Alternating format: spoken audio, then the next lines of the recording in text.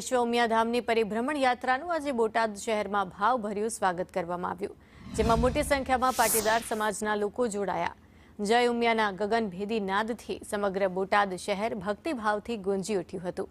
સમગ્ર વાતાવરણ ભક્તિ, ઉમંગ અને એકતાના રંગે રંગાયું હતું। મા ઉમિયાની આસ્થા અને મહિમાને સમગ્ર વિશ્વમાં ઉજાગર કરવા માતાજીનો રથ રાજ્યના ગામે ગામ પરિભ્રમણ કરી રહ્યો છે।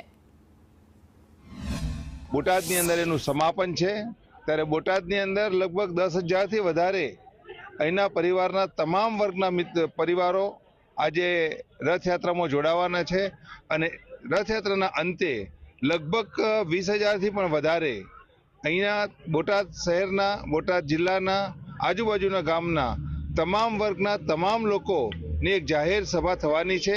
જ્યારે આજે વિશ્વ ઉમિયા ફાઉન્ડેશન જાસપુરથી મા ઉમાનો દિવ્ય રથ આવ્યો હોય અને બોટાદના સમગ્ર ગામડાઓમાં ફરીને આજે જ્યારે એનો સમાપન દિવસ હોય ત્યારે દરેક ગામડાઓમાંથી અને દરેક સોસાયટીઓમાંથી જ્યારે અહીંયા પાટીદાર રેસિડેન્સી ખાતે ભવ્ય ઉત્સવ ઉજવાઈ રહ્યો હોય તેવી ભાવના સાથે અહીંયા પાટીદારો ભેગા થયા છે। મા ઉમૈયાની જ્યારે યાત્રા નીકળી રહી છે ત્યારે આ યાત્રાની અંદર 1500 કરતા વધારે 4 વ્હીલ, 4000 કરતા વધારે બાઇક, યુવાનોમાં એટલો ઉત્સાહ, અનેરો ઉત્સાહ।